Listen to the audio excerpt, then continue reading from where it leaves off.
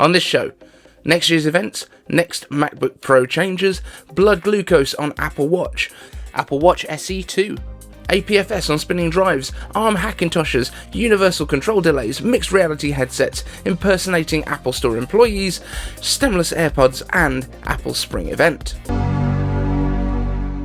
This episode is brought to you by DataCamp. DataCamp has over 350 data science courses designed by top experts to build your skills into whatever data career you choose.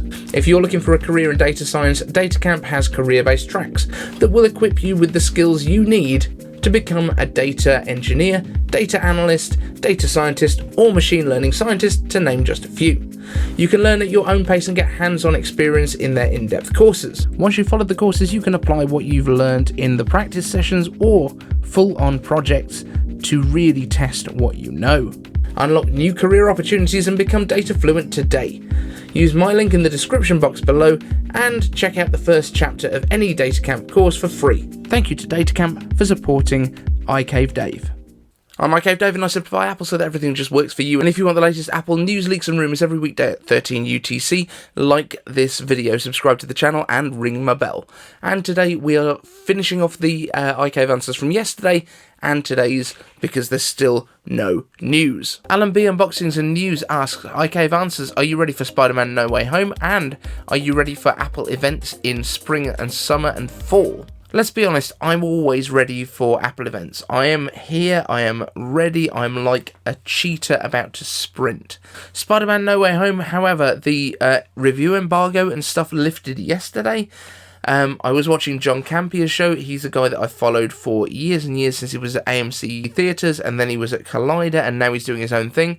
And he was doing like a reaction watch, and oh my god, Spider-Man No Way Home has 100% on Rotten Tomatoes right now. I can't wait to see this movie. In terms of Apple events, as I say, I'm always ready. Bring them on. I will live stream. I will do all the stuff. I just need news to talk about. The fuel that powers me as a human is Apple news. Safa Ablak asks, iCaveAnswers, what do you think about the possible changes for the upcoming M2 Pro and MacBook Pros? Which ones would you tick out of the below? HDMI 2.1 instead of 2.0, UHS 3.0 instead of UHS 2, that's the SD card reader, Wi-Fi 6E and Bluetooth 5.2, Face ID if they introduce it on an upcoming iMac Pro, quite possible for the MacBooks 2 in my opinion, if the lid is thick enough to fit the sensors needed, of course. Honestly, and I've said this before, I think the very reason that they have a notch as big as it is not for the camera and the ambient light sensors that are in there, but because they wanted to put Face ID in it this year and they weren't able to make these sensors quite small enough. I think it's going to come in the next couple of years. I think it was probably an issue of production. This might be why they were delayed from WWDC all the way to October. However, that kind of makes sense in terms of going forward. I think they're going to be absolutely fine with that release cadence, going from the spring M2 products to the autumn M2 Pro and M2 Max products. That's fine by me. And I'm definitely hoping that once these redesigns are done, we're just going to get everything M2 in the spring, everything M2 Pro and M2 Max in the autumn, and probably a preview of the M2 Duos and M2 Quadros in WWDC, ready for December. I know it's a little bit far out, but I think that's what they're going to do. But yeah, I absolutely think that the sensors will be going into the MacBook Pros in the near future. Will it be this year? Not 100%. Will it be next year? 100%. I think we will have it by then. In terms of the other stuff, I don't think the HDMI 2.1 thing is actually an issue. I understand why people wanted it, but you've got 3 external displays that can run over Thunderbolt. They can do everything that HDMI 2.1 would have done, so I don't think that's an issue. The HDMI thing is like a little bonus port. Forget about it as your regular ports. Use Thunderbolt for day-to-day stuff. The HDMI 2 is there really as a bonus for if you need to plug it into a projector at work. Thomas Rabenstein asks, iCaveAnswers, I currently use the Apple Watch Series 6 and I'm very happy with it. The only reason to buy the Series 8 next year would be the new sensor that can measure blood sugar. As you get older and older, this becomes an issue at a point. This would be a useful addition to monitor your health. I've heard rumours about it, but is there any concrete information? Well, actually there has been. I can't remember the name of the company, but Apple has kind of very much partnered with / invested in a company that makes a lot of optical health sensors that could work for Apple Watch. Blood glucose is one of the things that they can do. However, and I need to put a massive asterisk on this, as the father of a child with type 1 diabetes who has to measure his blood glucose all the time, and we use the blood glucose measurements for his insulin, this is not probably going to be something that in the first generation at least is going to be accurate enough for insulin delivery. I just want to be clear that this is probably the situation, and there's probably a lot of tech YouTubers out there that will talk about this as a revolution for diabetics. It probably isn't. What it's probably going to be is something that can tell you if you might be diabetic. It's going to give you a good ballpark of where your blood sugar is. It's going to work great for athletes that need to kind of monitor the way that food works in their diet over time, and also for people that want to kind of monitor their GI index, how quickly carbs are delivered from food that they eat. But I doubt that this is going to be accurate enough for dosing people with insulin, if that makes sense. What I will say is that it will give you a really good indication of your blood glucose levels over time. So if you can see that it is on an upward slope over a month or a couple of months, you might be able to tell that your pancreas is not producing the insulin that it needs. And that might be a good indicator to go to your doctor and talk to them about potential diabetes. But you will be able to do it earlier than if you have a diabetic crisis where you have insanely high glucose, like 24-ish. The range that we try to keep my son in, by the way, is between 4 and 10. The ideal range is between 4 and 7 millimoles of glucose in your blood. So if you're up in the 20s, it will definitely be able to know that you're in the 20s. It will definitely be able to know that you're probably between 21 and 26, something like that. But it will probably not be able to give you your current blood glucose is 16.7, which is what you would need to be able to dose the right amount of insulin. I know we've gone really deep into the blood glucose thing here, but it's something that I actually kind of understand. Right now, my son wears a 2-week sensor, 14 days. It's a Libra 2 from Abbott's. You basically insert it into your arm. There's a needle that hits and comes out again, leaves a fibre in your arm, and that's what monitors it. And that's what you need for that level of accuracy right now. James Apple asks, will you get the Apple Watch SE 2nd edition in the fall? I don't know. It really depends what they change. If they're just going to change the SoC and it's not going to have any extra sensors, it's not going to have any extra medical stuff, this is really good right now. There's no lag on it. There's no issues in terms of it being too slow. There's no issues in terms of it not connecting. So unless they change the form factor, potentially also add some sort of sensors, I have no reason to upgrade at this point just because there's a new one. Also from James Apple, when do you think the Apple Watch Series 3 will be discontinued? And will the first gen Apple Watch SE replace its $199 price point? That's a really good point. The third generation needs to go. It's horrendous. My wife has it. I bought it for probably 2.5, maybe 3 years ago. It's really not good. It's not a great piece of kit. The SE is the lowest price point that I would recommend right now. I don't think they'll keep around 2 SEs, but maybe they just make the SE a $199 product with this size display, this processor, and we go to Series 8 and SE. That might make sense, and maybe we get the Pro that comes in above that with the flat sides. That's a possibility. Greg West asks, iCaveAnswers, I just purchased my first M1 Mac and also bought a 12TB external hard drive for storage. When I went to format the drive which I wanted encrypted, the option for encrypting with macOS Extended was not offered. I could only do APFS.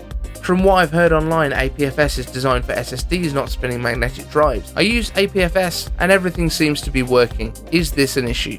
Absolutely not. I did a bit of research myself online because, again, I've got like a 6TB drive under here that uses APFS, and you worried me a little bit when you told me that it wasn't designed for spinning drives. Now, all of the features that have been added to APFS are really for SSDs. It's the trash collection, it's all of that kind of stuff.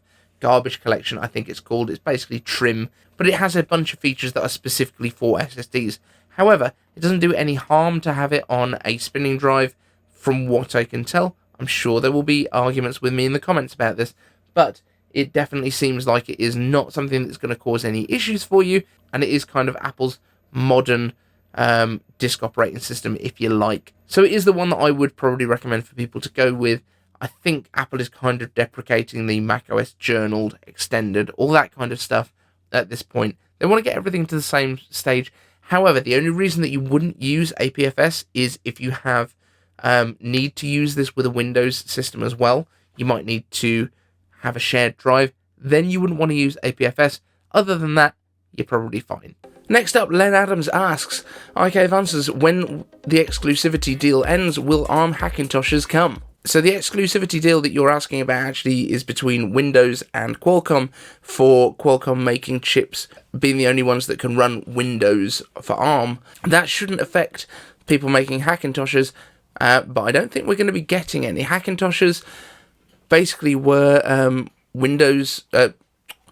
Hackintoshes were basically Intel systems or potentially AMD systems that pretended to be Macs and were able to run Mac OS. In this case, it would be very, very, very difficult to get Mac OS running on a random ARM chip. That would be like having an Android phone and just hacking it to run iOS. It's not 100% impossible. I think it's been done, but it's been done like twice. So I don't think there's any real danger of random ARM Hackintoshes. The interesting part might be if Windows still decides they don't want to license Windows for ARM for Apple M1 systems or M series systems, and whether it's easy to directly install Windows onto those systems anyway without a license. Team Kinetics asks, iCaveAnswers, we got various OS updates today and still no sign of universal control. Not that it was expected. When do you think we'll see this feature and why might it have been delayed? It looks like Apple has kind of announced that they're bringing it in the spring instead of in the current updates, which is a bit disappointing. Why has it been delayed? Presumably because it doesn't work properly yet. That's the only reason that I can think of that they might have delayed it, is that they can't get it to work reliably enough yet across enough devices. And it could well be that it's compatibility between ARM systems and Intel systems, or certain models of iPad that are playing up, but we don't know all the details from behind the scenes, but I'm sure as soon as they can get it working properly, we will get our hands on it. And then we'll find more bugs. Len Adams asks, iCaveAnswers, will the headset be made in a series like the watch? I guess what you mean by this is it going to get annual updates? I would guess it probably will, just for the same reason that I think everything else will. The chips that go into it will be able to be switched out pretty much every year. They're Apple's own systems. Apple controls the sockets. Apple controls the boards that they go into. There shouldn't be any issues with something like that. It doesn't necessarily mean you're going to get big changes. It doesn't mean that you're going to get a 3-year refresh in terms of the design. The Series 0 did have a slightly different design to the Series 1, which didn't change visually, but it was more a case of you couldn't use the same case on the two. Very slight design changes, but sometimes they do have to refine these things after the first version. Team Kinetics asks, iCaveAnswers, after chatting with an Apple Store employee at length about Apple products in my local Apple Store, I was approached by a member of the public asking if I worked there as they needed assistance. Should red jumpers be banned from Apple stores to prevent muggles from asking nerds like us questions? Apple's always changing their uniforms. There's always different colours coming, which makes it fun. Red ones at Christmas, green ones for Earth Day, blue ones most of the year, I think. But I quite like it when people ask me questions, because I get to chat to them as well. Len Adams asks, iCaveAnswers, if the AirPods Pro 2 will get a stemless design, will the case be pill-shaped? These are kind of pill-shaped already. Do you mean a little bit flatter, so they're just like a cylinder? I'm not 100% sure what you're asking here. Answers on a postcard in the comments, guys. iCaveAnswers, given that Universal Control was delayed until spring next year, do you think that the spring event will prevail on it?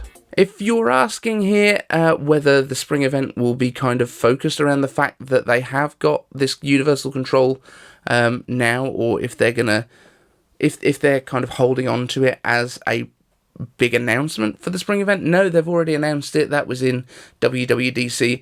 They're probably just a bit annoyed that they haven't managed to get it out yet.